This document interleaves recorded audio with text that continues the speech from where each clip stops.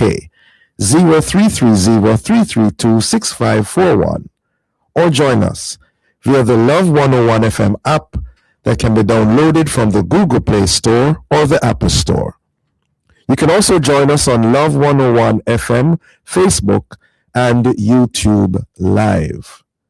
In the first watch today, are our schools' grooming policies in need of reform? And in the second watch, the Cuban crisis, the region's response, and the impact of the US-Israel-Iran war. For our social media question, we ask, should Jamaica reform its schools' grooming policies? Why or why not? We're asking you to share your responses on our Love 101 FM Facebook page and YouTube channel, and also on WhatsApp 876-997-3125 using the hashtag The Morning Watch. We'll share your responses later on in the program, but before all of that, here's I Quote. All right, good morning. Today's I Quote says, why sometimes I've believed as many as 6 impossible things before breakfast. And this one is from Lewis Carroll's book, 1871 book, Through the Looking Glass. Okay, all right. How are you doing, by the way, Joker? I'm good. Yeah, war in the Middle East, eh? Mm-hmm. And earthquakes on Sunday morning. You felt it, my brother? Jesus, G's and P's. That one was a bit different, wasn't it? It was. Yeah. We thank God for mercies, eh? Mm-hmm. The first watch after this break.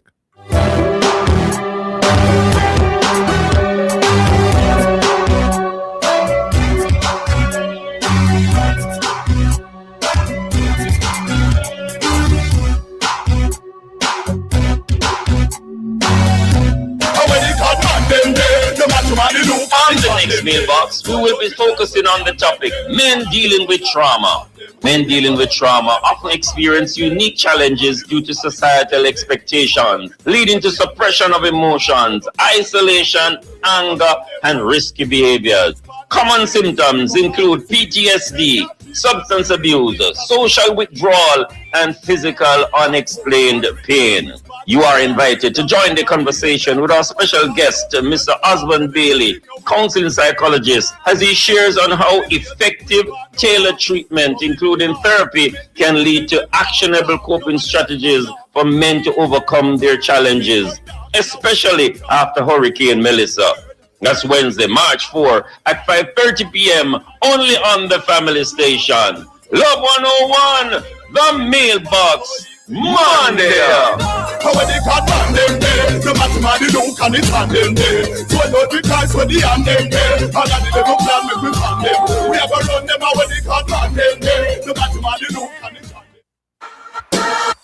This is Flow, Jamaica's fastest mobile network, as verified by Ookla. It's the result of a complete network rebuild, with more power backup to reduce outages and satellite backup for greater mobile stability. You can even make regular calls using Wi-Fi. Welcome to our new era of connectivity, and we're not stopping there. This is Flow, Jamaica's network. Sharing the experience at Fontana Pharmacy. We have a wide variety of items in store just for you. Fill your prescriptions while you shop. And senior citizens enjoy 10% off. Shop household, cosmetics, toys, and many other departments. We also offer curbside pickup and delivery. Visit our website at fontanapharmacy.com. Fontana Pharmacy, where it's all good inside. Jamaica Central Bank digital currency is now here. Jamlex, no cash, no problem. Step into a future of ease, convenience, and security. Conduct business with your mobile device instantly and without fees. This is how life should be with Jamlex. You get your free Jamlex and free. Use it to buy your mobile TV. You can buy your shoes at 3Ps. The Central Bank digital currency, no cash, no problem. Jamlex, backed by the Bank of Jamaica. We are at the campus heights. Students are step up in a prize. On the next Campus Connection, we shine the spotlight on student absenteeism. Student absenteeism, particularly chronic absence, missing 10% or more of school, is a major crisis causing significant academic failure, lower test scores, and higher dropout rates, starting as early as kindergarten. You are invited to join the conversation with Mr. Sean Graham, principal of Magotty High School, Mr. Dwayne Vernon, guidance counselor at Newell High School, and Mr. Brian Anderson, president of the National Secondary Students Council and a student at Monroe College, as they explore factors that are affecting attendance after Hurricane Melissa and the supportive interventions in place to reduce absenteeism. And don't miss our creative block feature with Adriel Richards, TikTok food and lifestyle influencer. Campus Connection is proudly brought to you by the Live Good Anti-Violence Campaign, an initiative of the Ministry of National Security and Peace, Jamaica's partner in advancing progress and building peace. Tune in on Tuesday, March 3 at 5:30 p.m. on Love 101 FM, the family station. We are carried out from campus. Come on, let me walk on now. I walk on now. Hey, walk on, everybody walk on.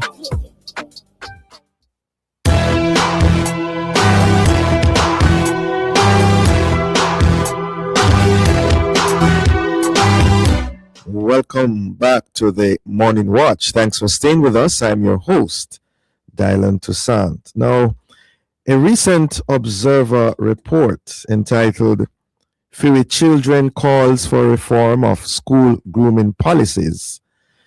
In that report, it has reignited debate about grooming in schools across Jamaica.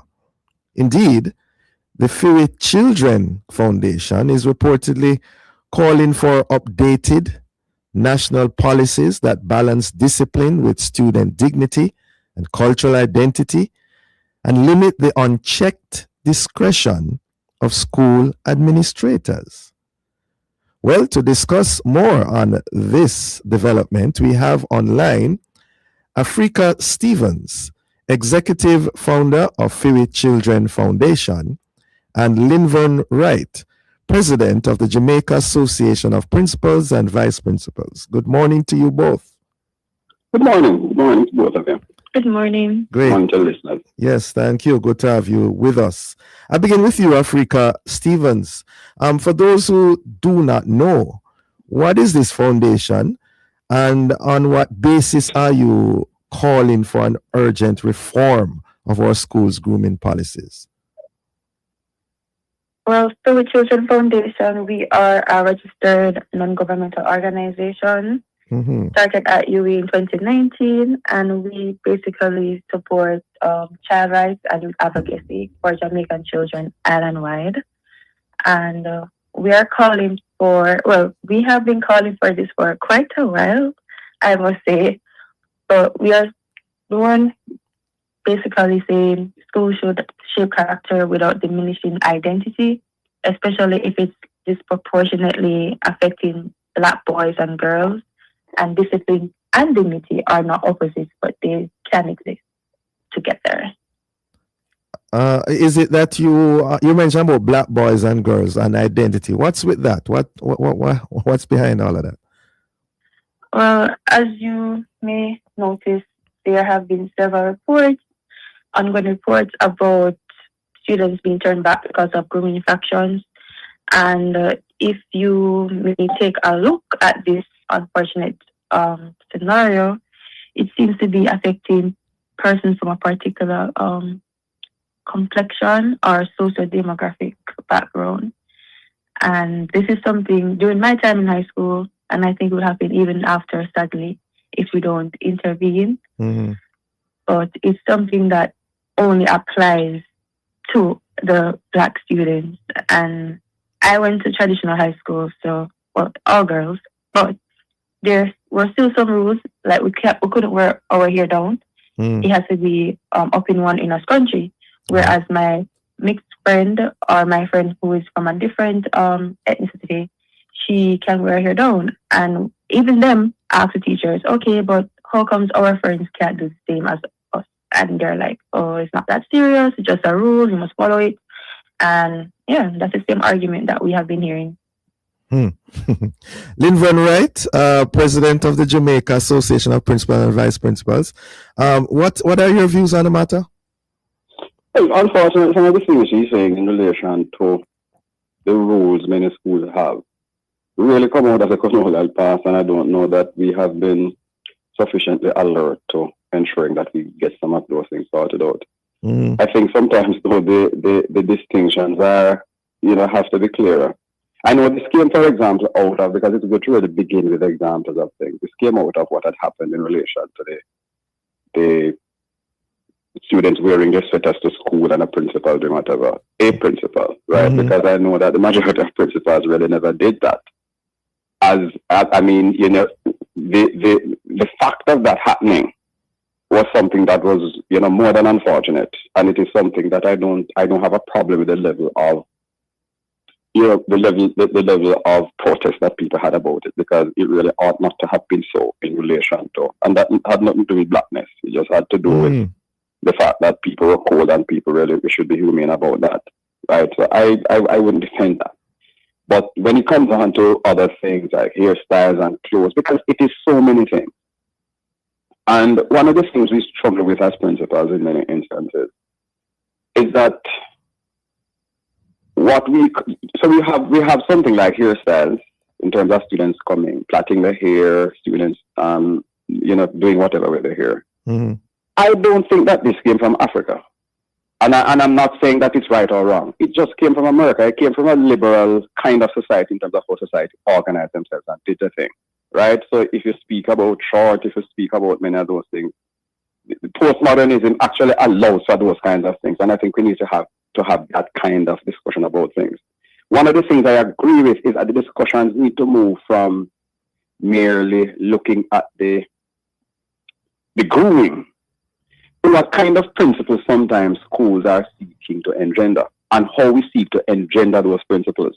So sometimes we try to engender compliance, but we use it, in many people's minds, we use the wrong thing like hairstyle. But the fact is that after a young man leaves school, if you say cut your hair and move it a particular way, what I agree with her is that it ought not to be that you have that for students of black hue and then students of a different class or different Caucasian or Indian descent. You really don't do that. What must happen is that your rules must be fair if they are fair. And I think if the intent of the rule is to breed a principle of compliance, I think maybe we need to be careful more about how we look at compliance and the things that we use to look at compliance. So maybe saying to everybody who comes, if you're Rastafarian, you really ought to conform, is going to go against religion. That ought not to be a rule in schools, in my mind. A person who is doing it because of religion then ought to be allowed to do it. But there are students, I can tell you, who are in school who just come, and it has very little to do with Africa. That they don't comb their hair. They are just a part of a group of people who do that kind of thing, or I remember going to school, but not now. People just ball the hair off, and it was just a part of a sign of them being a part of a gang. And that happens to young people. I just think schools have to have systems in place to help those young people, guide them, and understanding that their identity ought to be, about positive things. So if it's about black, we want you to understand things. I've had people, for example, and this maybe is not what many people might be, but I've had Lincoln, right? Sorry, right. Yeah, before you go on to that, we're up on a break, and we need to hear more from you. We'll be right back. No problem. No cash, no problem. Use Jamdex, Jamaica's central bank digital currency. The time by Jamdex is 7:15 a.m.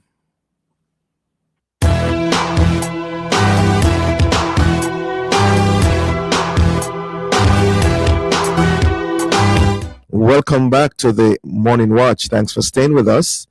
I'm your host, Dylan Toussaint, and this is the first watch. We're asking the question, are our schools' grooming policies in need of reform? Is there the need for reform? And in so doing, we have online Linvan Wright, President of the Jamaica Association of Principals and Vice Principals, as well as Africa Stevens, Executive Founder of Fiwi Children Foundation. Welcome back to you both. Linvan Wright, you were about to make some further comments. Just quickly, I'm just saying I'm for the issue of identity. But one of the things sometimes I find, the students who will say, I'm wearing my hair for a particular thing. And identity is not just about conscious, because subconsciously your culture is something that we all also embrace. But I think a part of maybe what many of us at schools need to do is to be far more conscientious about how we educate these children about their identity. And the group that my good friend represents maybe ought to do that. Because you find some students, they'll come and they tell us that they're Rastafarian. And I ask them, tell me some of the different branches of Rastafari. Speak to me about some countries in Africa. Tell me about some African culture. And many of them don't know it. So I am seeing that there are many students who are, so for example, in my school, most of my girls don't do anything but have their hair naturally. Wonderful thing in my school, I allow students to, those students whose parents come to and talk to me to wear plait and that sort of thing. And many of them are conscious about that kind of thing. But there are too many students who are about style. And if it is that it's just merely about style, I think we ought to be cautious about how we're just allowing that, because in many instances, it can be distracting. It's complex, because I agree that many of our rules are steeped in colonialism, and many of them are steeped in prejudices that maybe people are not conscious of, and there ought to be a deeper national discussion about those things. Which we are also having now. Thank you, Africa Stevens. If I'm hearing Linvan right clearly, he's admitting that a lot of it has, some things have to do with the colonial past, but also that it's about style now, and not so much in some instances about identity. Now it's really about North American style. What's your response to that? I agree with Mr. Wright somewhat.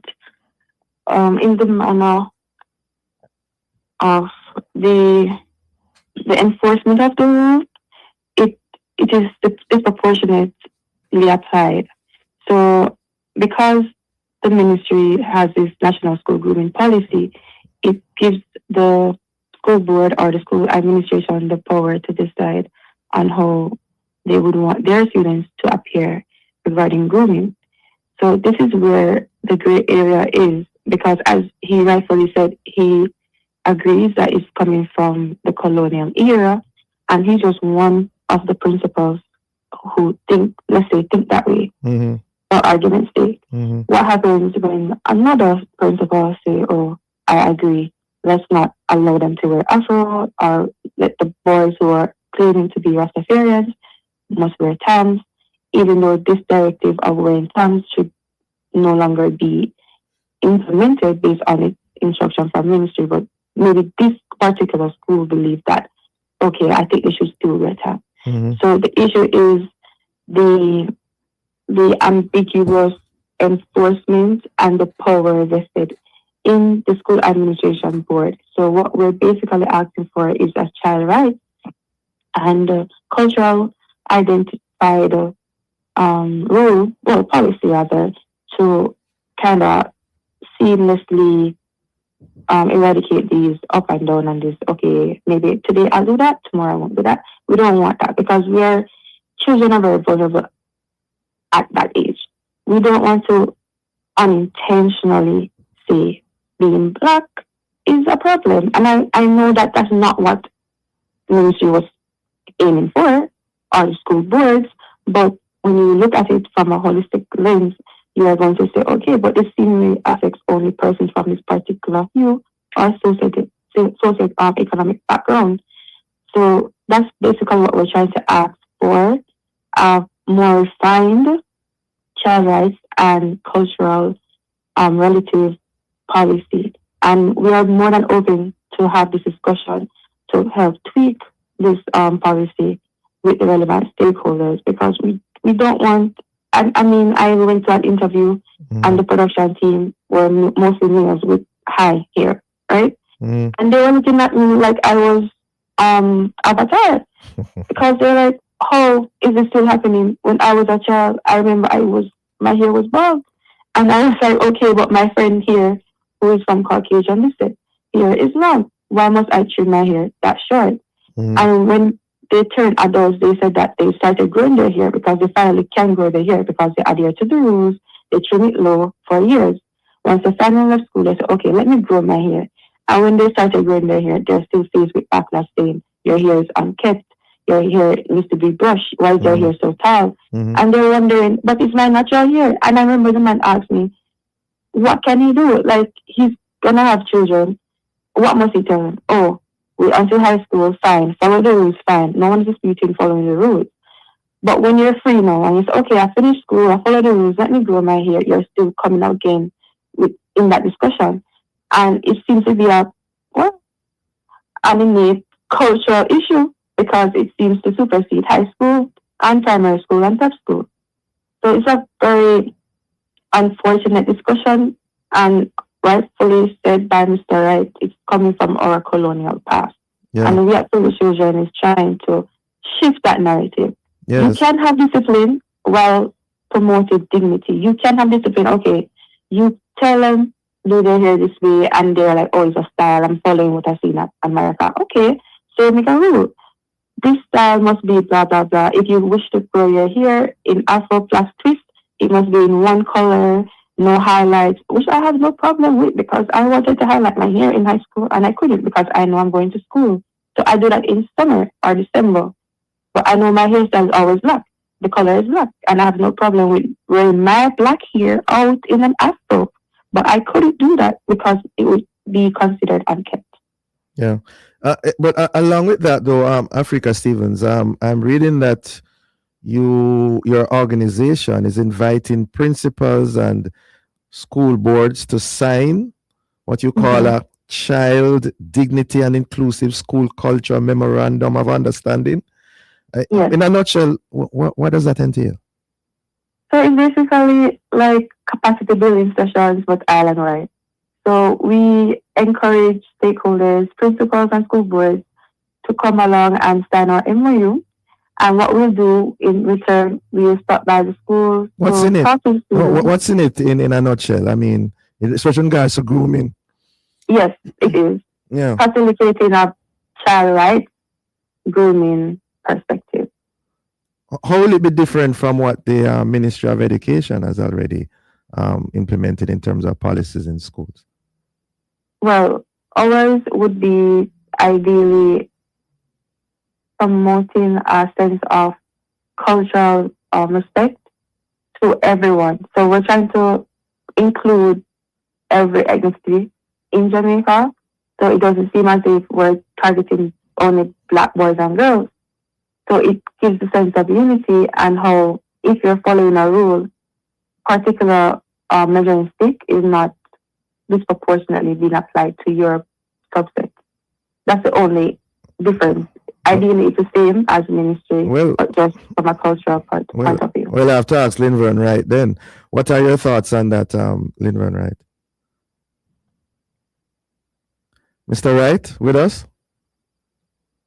You hear yes, me? Yes, hearing you now. Yes, go ahead. What are your thoughts on that? It would do no harm, but I don't know that it is something that is going to be a useful spend of time. Because you see what memoranda have done right across the country. I've had it in politics, I've had it across the board. What I agree with are capacity building sessions that seek to meet people's consciousness about where we're coming from. Because there's a need for many of us as educators to be more conscious about where we're coming from and how we ought to deal with particular things regarding our culture and our heritage. But there's also a need for society to understand that it is not every hairstyle. I mean, I see one of the things that's big now. I've had to send home students for bleaching, and I make no apologies for that.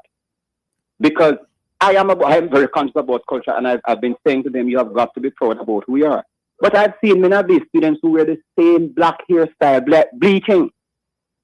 You know, and I'm not saying, no, what we have to do is that it's unfortunate that on one level, the style they're wearing is African, but the complexion they're aspiring to is white, right? And what I think ought to be happening more are discussions about those things that represent us and not just style. Because I will tell you, my view is that the commercialization of many things, of styles of how people do things, It's far more important than culture to many of these young people. Mm-hmm. And there needs also to be some kind of conscientious, level of thinking or conscious level of thinking about those things that represent us. What's the history of it? Where are these things coming from? What has happened to people who look like this in the past and how they fought for these things? Because many people don't know about what happened in the 60s, what happened in the 50s. What really is happening now, many people are embracing so many things without context, and that is what makes the problem. I make a final point in relation to that, though. I think schools. So the ministry, I think, has done well in terms of a grooming policy. They maybe have not been, and maybe I'm contradicting. I don't know if they have done. I think there's some equivocation in the policy. If you want students to wear plaited hair to come to school, say that. Don't just say you shouldn't. Don't be on the fence about things. And I think in the grooming policy, they're on the fence about. They need to be more specific, you're saying? They need to be more specific. Because the other thing that you do is that you say to school boards, because the thing that the law allows school boards to do is to make rules for the school. Right? The ministry has a policy which says, okay, it ought not to go against culture. And people will ask all kinds of questions. And what is culture? I think we need to be definitive about those things that we are accepting. It's too subjective. And those things that we are not accepting, so that you don't have a problem.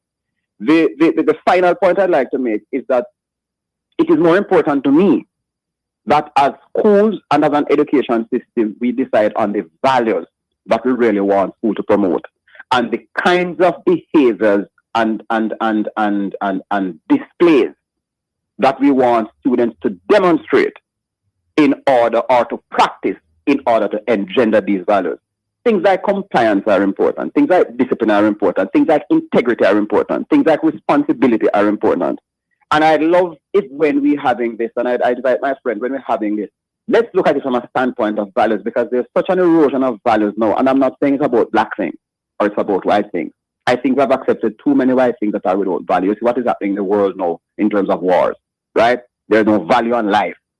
And I think we need to go there. But I do agree that in terms of many of the things that are happening, we need to understand that our values are rooted in a particular culture. Yeah. While it has to be relevant, it has to be rooted in our culture, and we need to have our young people being proud of this and the kinds of things we practice in schools, whether it's about the styles they wear or the manners they have to each other, are things about respecting these values that we have established are a part of what our education system has to be. Won't we end up having more court cases than Lindred, right? If you become that specific, no plaiting of hair and all of that. I mean, No, but if it's law, what can you do about it? Because I agree with people, and that's why I say it's a complex thing, Yeah, law is contested as well. That's why I have the court. So I'm fine. Yes.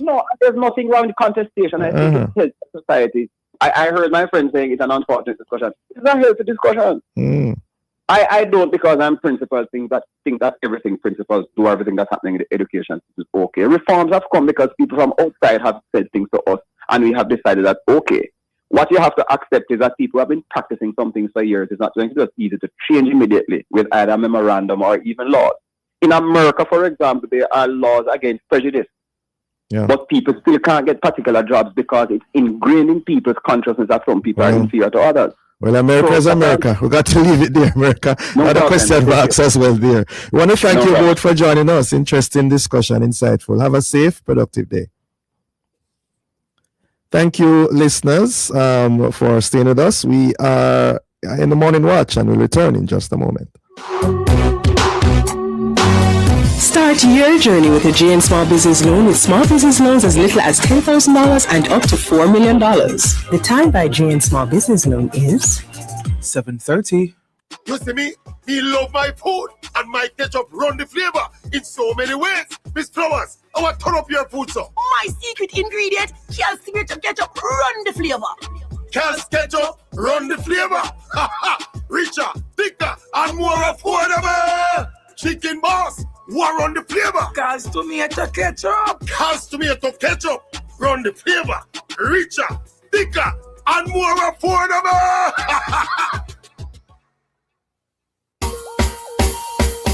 Mama work hard, for real. She do the most to send me and my brother go school. So, the dream was always to go to university. Well, I fulfilled 2 dreams with 1 Jane Bank savings plan, you know. I further my education and I make mama proud. So you can make the part, travel far, graduate like a star. Stop wishing you could. With your Jane Bank savings, you absolutely can. Jane Bank will help you find a way.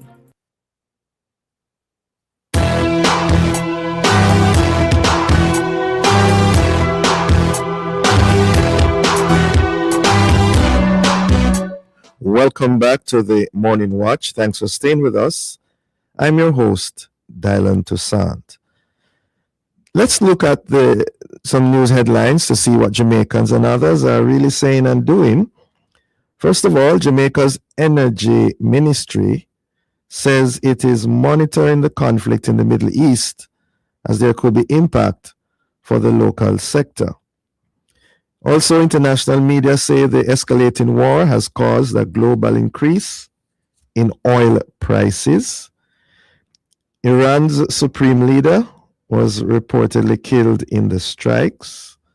The BBC reports that oil and gas prices have surged as the attacks continue. And Iran warned the vessels not to pass through the crucial waterway in the south of the country, through which about 20% of the world's oil and gas are shipped. Those are some of the major headlines, and you would realize that they're all focused on the war in the Gulf. Coming up next, we'll share some of the feedback from our social media question. Should Jamaica reform its schools' grooming policies? Why or why not?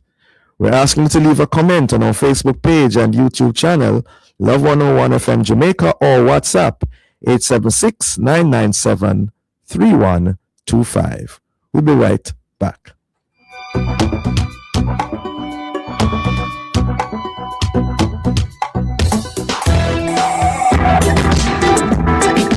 Tuesday, March 3 on The Rock, we're taking on a topic many Christians whisper about but rarely discuss openly: birth control. Join guests Christina Milford and Bishop Carl Wisdom as they explore a question believers have wrestled with for generations. What does the Bible really say about birth control? Does be fruitful and multiply mean every married Christian must have as many children as possible? What about health concerns, financial realities, calling, timing, and how do scripture and wisdom meet when family planning becomes a prayerful discussion? Plus, don't miss our feature, Peace of My Mind. All this and more on The Rock, Tuesday, March 3 at 10 a.m. right here on the family station, Love 101.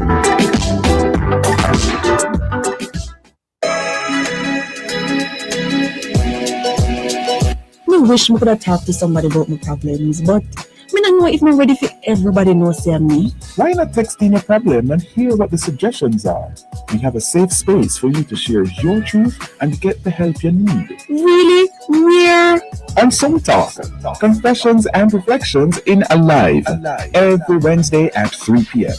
Submit your detailed message to 876-424-3642 or send an email to producer@love101.org and state if you prefer to remain anonymous. Choose from our categories: confession of regret, confession of gratitude, confession of weakness, confession of love, or confession of conflict.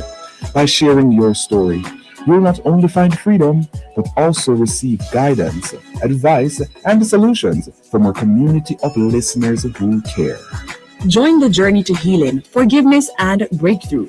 Soul Talk, confessions and reflections, because sometimes the hardest truth leads to the greatest breakthrough. Only on the family station, Love 101. Now Wednesdays at 3 p.m.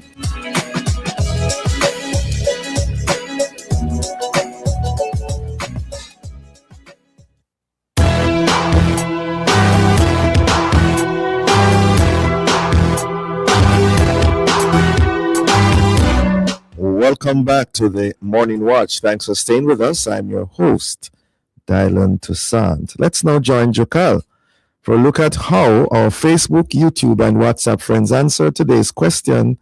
Should Jamaica reform its school grooming policies? Why or why not? Jokal. All right, so we do have some responses. Monica says, it cannot be a free-for-all. Natural hair, whatever texture, length, locks, braids, afro neatly groomed, devoid of coloring and barbed patterns, modest dressing, not the clothes or tight-fitting, tight-altered dancer's pants on the waist, not below. Self-expression on the weekends, term breaks in your home, your community. It teaches discipline, respect for rules needed in any society. When you become an adult, it's up to you. Cherry in Spanish Town says, I think the rules should go across the board for all students, no indifference in policy. What students should be concerned with is grooming an identity, good morals, values, and attributes, good attitudes, good manners, and also respect for others, not styles. And then we have Carol. Carol sent a voice note. Let's hear from her.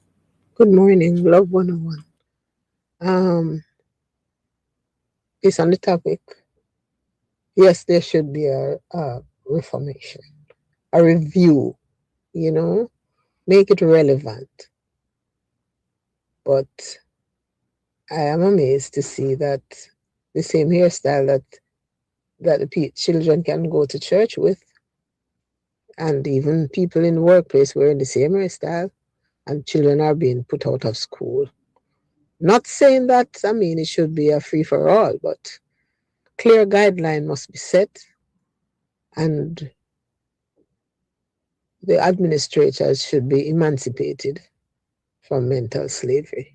All right, thank you, Monica. Thank you, Carol, for that response. Okay, thanks to all for their responses. We appreciate it so very much. As we now segue into the second watch, as a result of recent U.S. demands, Cuba is facing a deep economic and humanitarian crisis, with severe shortages affecting daily life. CARICOM leaders have voiced concern and discussed how the region should respond. And at the same time, there are rising tensions between the United States, Israel, and Iran, which have shaken global stability. And while these conflicts are far away, their economic and diplomatic ripple effects could directly impact Caribbean nations. Well, to discuss the issues and implications, we have online Christophe Simpson, chairman of the Left Alliance for National Democracy and Socialism, as well as Professor Canute Thompson, Pro-Vice-Chancellor of the University of the West Indies. Good morning to you both. Good morning. Morning. Thanks for having me. Yes, that's Christophe. Good morning, Professor Thompson, with us? Good morning, sir. Yes, I am. Can you hear me? Yes, hearing you now. Good to have both of you with us. Now, gentlemen, before we discuss the hot topic of the war in the Middle East, we need to discuss the crisis which exists in Cuba. What are your opening thoughts in that regard? Beginning with you, Professor Thompson. Yes, thank you very much. One to your listeners. The crisis in Cuba, I believe, is a most inhumane, is a product of a most inhumane and backward philosophy of foreign policy. There have been several UN General Assembly resolutions condemning the embargo, calling for its removal, but the United States continues to vote against it, along with its few allies, notwithstanding the overwhelming majority of nations supporting its removal, and that it has continued indicates how cruel and how inhumane the United States foreign policy is. But what is even more troubling, I would say, is the fact that Caribbean nations have not, in my view, taken a sufficiently collective stance and recognizing that Cuba is our neighbor. Cuba has provided tremendous support to Caribbean countries over the years through their medical programs, through their agricultural program. It's a nation that is a giving nation. And for the Caribbean not to have stood up to the U.S. As a collective bloc and protested and decided is troubling. But what is curious is that now with the United States through the Secretary of State saying, okay, you could go ahead, there has now been this action towards assistance. But I don't think we should have waited on the U.S.'s permission, as it were, to do the right thing for Cuba. Okay. Christoph Simpson, your take on what's going on in Cuba? What's going on in Cuba is a direct result of a deliberate policy to create these kind of conditions. The U.S. had said it in the Mallory Memorandum from 1960, and U.S. politicians continue to say things even now that make the intentions clear. So some people might feel that, this is just a matter of a country not managing itself properly, or these are side effects of the sanctions. But we need to understand what the sanctions in Cuba were intended to achieve. In the Mallory Memorandum in 1960, the U.S. admitted that the Cuban government was popular, that they had no ways to alienate support for the Cuban government by backing any other opposition group, that using any force would actually make people rally around the government more. So there's no way to effectively topple the government by the ways that they've used in other countries traditionally. So they concluded then that the only foreseeable means, and this is word for word, I'm quoting a document from the US now. The only foreseeable means of alienating internal support is through disenchantment and disaffection based on economic dissatisfaction and hardship. End quote. And quoting another part now, where they say such a policy is adopted, it should, and this is where I start quoting again, it should make the greatest inroads in denying money and supplies to Cuba, to decrease monetary and real wages, to bring about hunger, desperation, and overthrow of government. So this is the rationale for the policy towards Cuba. And Cuba is not the only place that they do this in sin. So they brag about it even more recently. So in February 2006, when Hamas won the elections in Gaza, the US and Israel, an article came out from New York Times in February 2006 that the US and Israel were developing ways to punish the people in Gaza for voting for Hamas. Basically, they could not accept the election results, and they said, if we make them starve, they'll learn not to vote that way again. And Palestine, neither Gaza nor the West Bank, have had elections in over 20 years because of that. Because they know that the people that they want to win aren't going to win. So they're doing this to punish and starve the people. That was a rationale for the blockade of Gaza that began in around 2007, 2008.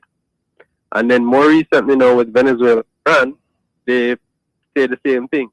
They brag about how the sanctions against Iran, and it's both parties support this, both the Democrats and the Republicans. They brag about how sanctions in Iran caused 52% inflation in 2019. Rudy Giuliani came out and said that, people in Iran, they're getting desperate, and some people are even willing to sell their organs for $500 US. These are the conditions that breed revolution. So it's clear that they're willing to make people suffer so that the government it can be so desperate that they want to cause chaos and the government can't function. Okay. Nancy Pelosi just the other day said something similar as well. She is saying that, people need to be punished for supporting the government. And then with Venezuela the other day, Senator Tom Cotton, I think it was, he was saying with Venezuela as well that if the Venezuelan government doesn't do what the U.S. wants, they're not going to be able to pay their policemen or their teachers or their firefighters. Stick up in right there, Christoph Simpson. We're up on a break, and we'll be right back.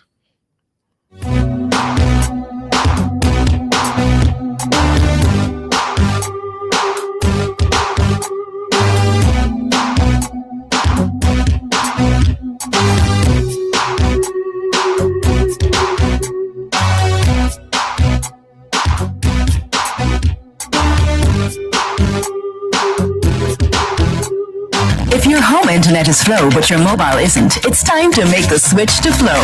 Now Jamaica's fastest mobile network with the best value. And the benefits begin right from the start. When you add postpaid mobile to your current internet plan, you get a $20,000 gift card just for signing up. For only $3,700 plus GCT per month, enjoy unlimited social media and YouTube.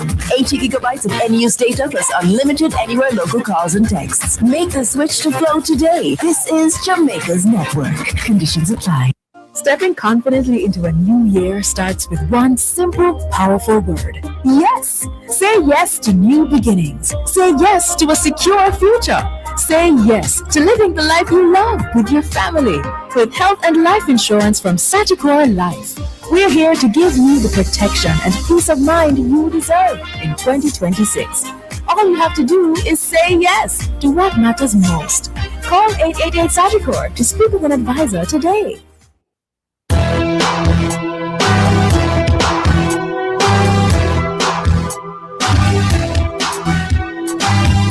Welcome back to the Morning Watch. Thanks for staying with us. I'm your host, Dylan Toussaint. And it's the second watch. We're looking on the Cuban crisis, as well as what's happening in the Gulf, in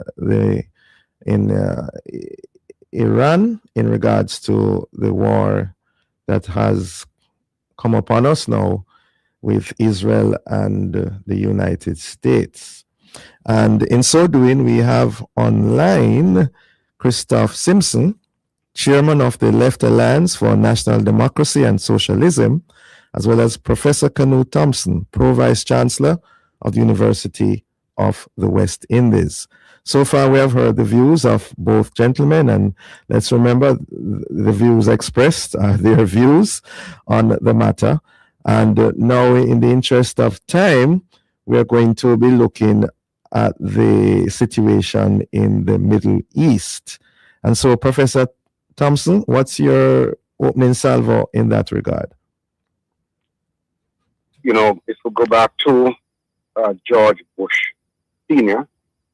and with the 1991 war in Iraq, which was resumed, or might we say continued by his son in 2002, what we're seeing now really is the expansion of the attempts by the current administration of the United States, not only to maintain its alliance with Israel, but reasons for which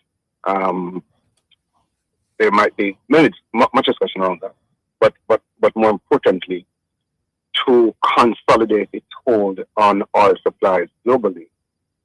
It may be recalled that in 1991, James Baker III, then Secretary of State to George Bush Sr., made this simple point, said it out loud, that the war in Iraq was about American jobs and oil. Fast forward now to 2026. It is my view that what we are seeing is an attempt by Trump and his allies and his oil-rich allies, his oil-hungry, profit-seeking allies, to control world supplies of oil. Final thing I would say is that it's also to be recalled that under George Bush Jr., the George W., the then Vice President Dick Cheney was appointed to a committee called the NAC, the New American Century. And the purpose of that body was to develop a strategy for controlling all the major lines of supply of key minerals and oil, so that America would be in a position of dominance for the next 100 years. So we saw the takeover of the Panama Canal, certainly the removal of Noriega, and the installation of a government that was quite weak. And we're now seeing that in Iran. What they're seeking to do in Iran is to get a government, a puppet government, that would, like Venezuela, submit to the wishes of America. It's all about allowing America and its powerful billionaires to have the resources they want to continue controlling the world. Hearing it loud and clear. He has a world to run. Yeah. But Christoph Simpson, your views? Yeah, similarly, this is about the U.S. Subordinating other countries, but it's not just about oil. Oil does play a big role, but it's not just about the U.S. accessing oil. If you pay close attention to the August words, they're controlling supply. So they want to, the countries that are friendly with, say, Russia and China, they also want to choke those countries to restrict the amount of supply that is going outside of their control. Even Venezuela, they've stopped oil from going to Cuba, and now they're considering re-allowing it. But the U.S. is also getting revenue from this now. From all Venezuelan oil sales, the U.S. is getting revenue now. Well, I'm not even sure if I can say the U.S. because Trump, there's some personal interest in this as well. The whole arrangement that I had set up through Qatar and all of that, outside of actual U.S. Treasury accounts, there's some confusion going there and in the accounting for this. But well, we don't know for sure about that. All those are allegations, but continue. Yeah, no, as in there are confusions in because of the sanctions, there were confusions in where the money would be allowed to be held, and Qatar had to step in, and there's a whole mess with that arrangement they had set up with Qatar.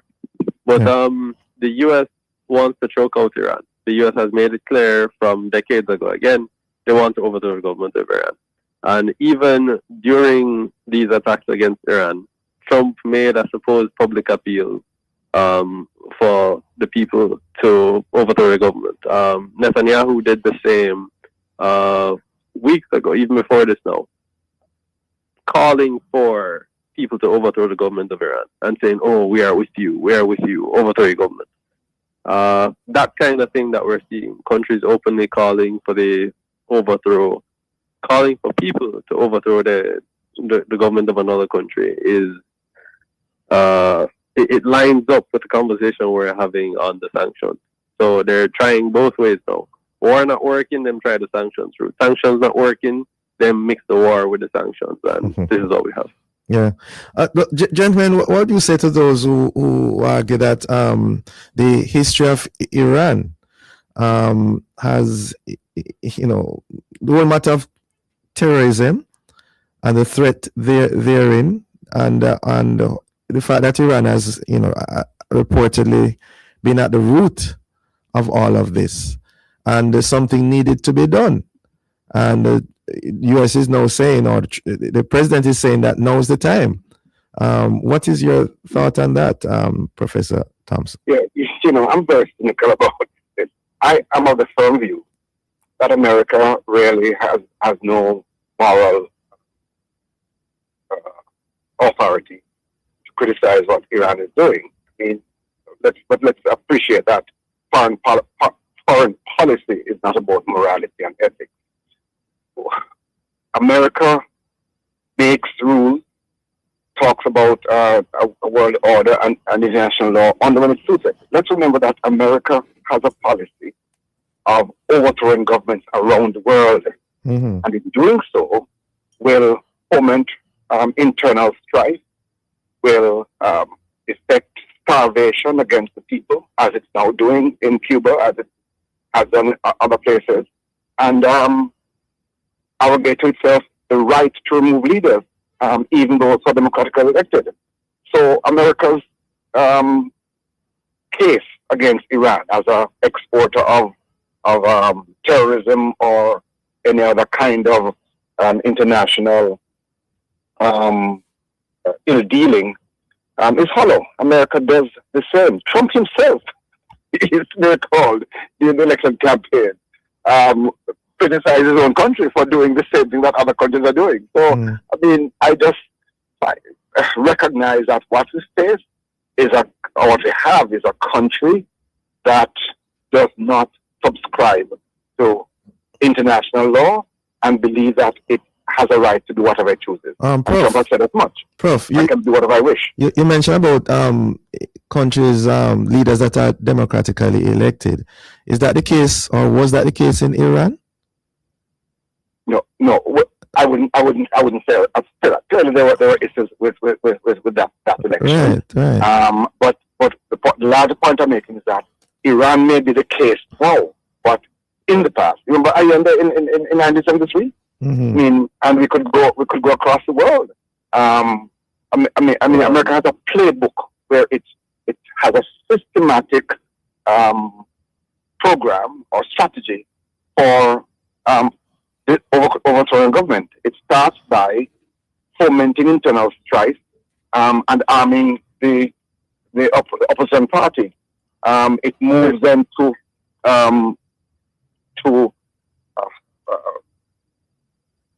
cutting oil supplies and other vital needs. Hearing you loud and clear. Freezing up the population. Hearing you loud and clear, Prof. I want to bring back in Christoph Simpson. Time is going. Chris, quick word. Not sure what issues with the Iranian elections. The president was elected democratically, and the president is from a different political camp from the persons who are seen as favored by the supreme leader. So I'm not sure what the issue is there. They elected a reformist president who is seen as going against the more traditional orthodox line of the supreme leader, and who would have been more sympathetic to the younger generation's protest against certain restrictive domestic policies. Democracy wasn't the issue. Terrorism wasn't the issue either, because the U.S., I haven't seen any articles leading up to this that was talking about Iran supporting terrorism. Any. And in the lead up to the kidnapping of Maduro, they came with a lot of different things. When they were deploying the naval assets to the region, they said that it was about drugs. They changed that to say it was about democracy. And they had said at another point that it's about oil. They were very open about it. They will just put different things out there. Whatever sticks. Same thing with intervention in Haiti. In 2021, there's a lot of different things that went off of. It wasn't gangs alone. They said cholera. They said they would have said some other things as well, and then the gang stories stick the best, and that is what they run with. With Iran, what terrorism have they been supporting? The U.S. supports terrorism in that region. You know, look up Operation Timber Sycamore. How ISIS got weapons indirectly from the U.S.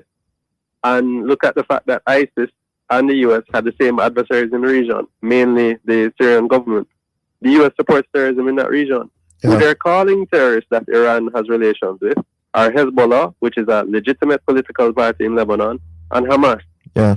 Christoph Simpson, got to leave it there. The elected government. Yes, got to leave it there. Got to leave it there, gentlemen. Thanks for joining us. Strong views expressed, not necessarily those of Love FM, but we appreciate your input and your views. Thank you very much for joining us, gentlemen. Good. Thank you. Thank you, listeners, for being with us. Join us again tomorrow as we continue to set the stage for a discussion of topical and controversial issues. For information, get copies of this program. Call our production department at 876-968-9596-7. This has been the Morning Watch. Thanks to our producer, Yashika Nevers, and our guests. I am Dylan Toussaint, returning you to Love in the Morning.